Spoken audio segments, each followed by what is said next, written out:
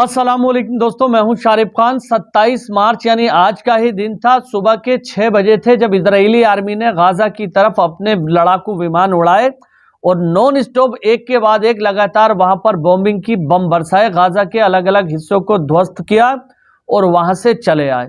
ये केवल आज ही नहीं हुआ है, बीते कुछ दिनों से लगातार गाजा के अंदर इजरायली आर्मी हमले कर रही है।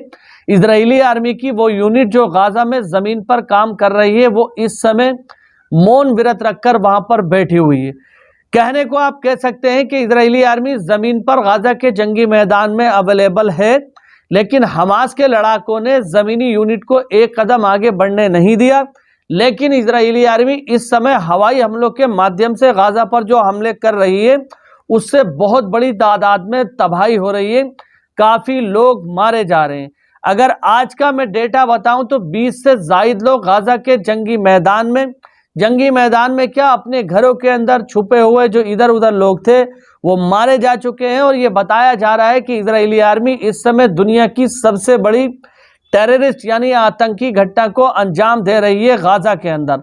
बेंजामिन नेतन्याहू जो इजराइल का प्रधानमंत्री है, वो चाहता है कि गाजा पर कब्जा हो जाए, लेकिन प्रतिरोध का समूह यानी हमास के लड़ाके जो इस समय गाजा में मौजूद हैं, वो लगातार इजरायली आर्मी को गाजा पर कब्जा करने से रोक रहे हैं। हालांकि अमेरिकी राष्ट्रपति डोनाल्ड ट्रंप की तरफ से कई बार इस बात को साफ किया जा चुका है कि गाजा पर अमेरिका और इजराइल की सेना रहेगी, वहां पर कंट्रोल करेगी, शासन को चलाएगी, लोगों को आसानी होगी। लेकिन गाजा की तरफ से लोगों का ये कहना है कि हम ऐसी जिंदगी नहीं जीना चाहते जिसमें हमें अपने आप को गुलामी महसूस हो।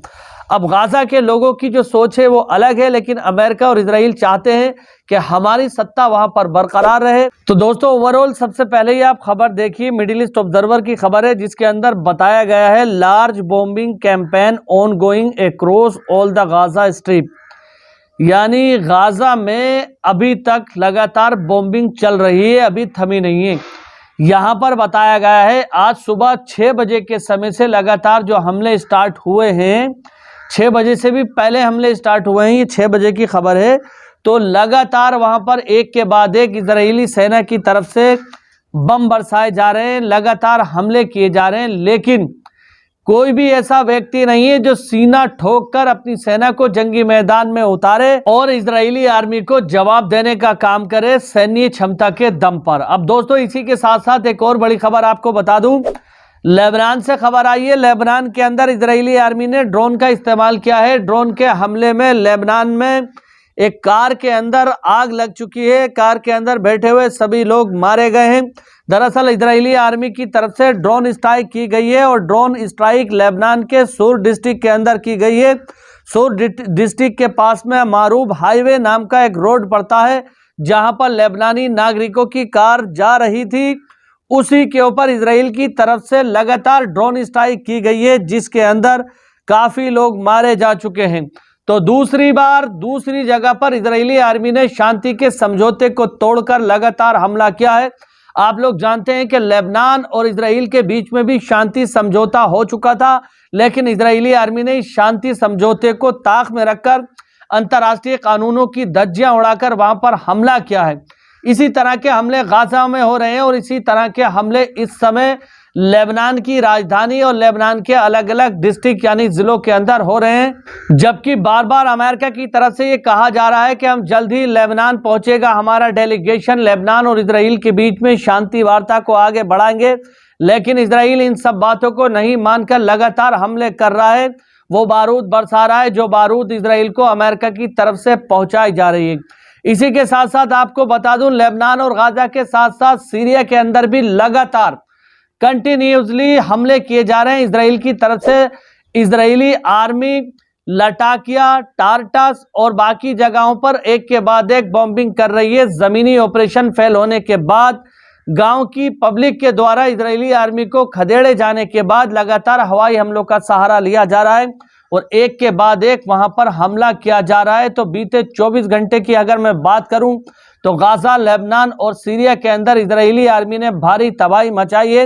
हालांकि सीरिया के जमीन पर कुछ कहीं कहीं पर इजरायली आर्मी को पीछे हटना पड़ा है, नुकसान उठाना पड़ा है, लेकिन ज्यादातर 24 घंटों के अंदर इजरायली आर्मी ने इन 3 जगहों पर हमला किया है। इसी के साथ साथ यमन चलते हैं। यमन का ताजा अपडेट यह है कि यमन के हूती लड़ाके एक के बाद एक लगातार लाल सागर और अन्य जगहों को निशाना बना रहे हैं। इजराइल के हाइफा शहर के पास में आज भी यमन के हूती लड़ाकों की बैलिस्टिक मिसाइलें गिरी हैं। हाइफा पोर्ट, हाइफा बंदरगाह को निशाना बनाने की कोशिश की गई है। इसी के साथ साथ अमेरिकन जंगी बेड़े, ब्रिटेनी फौजों के ऊपर भी हमला किया जा रहा है, क्योंकि लगातार अमेरिका और ब्रिटेन की फौजें अभी भी यमन के ऊपर हमले को अंजाम दे रही हैं, जिसका पलटवार करते हुए यमन की तरफ से भी अमेरिका और ब्रिटेनी फौजों पर भारी भरकम तादाद में मिसाइलें दागी जा रही हैं।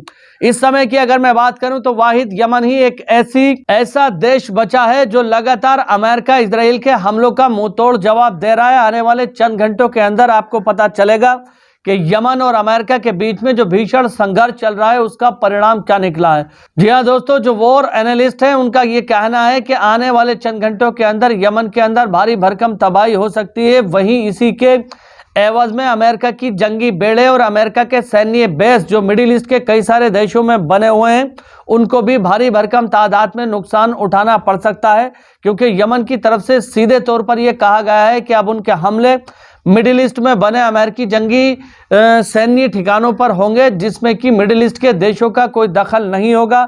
अगर यमन के ऊपर सऊदी अरब, यूएई या बाकी देश हमला करने की कोशिश करते हैं अमेरिकी सैन्य ठिकानों को बचाने के लिए, तो यमन की तरफ से इन सारे देशों के ऊपर हमला किया जाएगा। तो दोस्तों, ये आज के कुछ चंद अपडेट थे जो एक एक करके मैंने आपको बताए।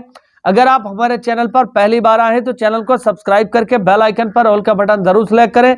बाकी इंशाअल्लाह ताला अगली वीडियो में मुलाकात होगी, तब तक अपने भाई को इजाजत दीजिए। खुदा हाफिज, जय हिंद, जय भारत।